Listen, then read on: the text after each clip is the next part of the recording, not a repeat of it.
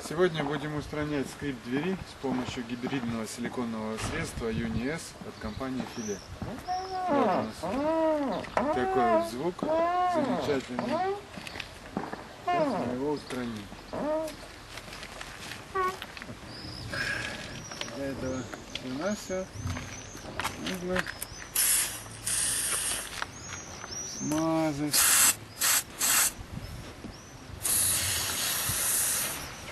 наши шарнирчики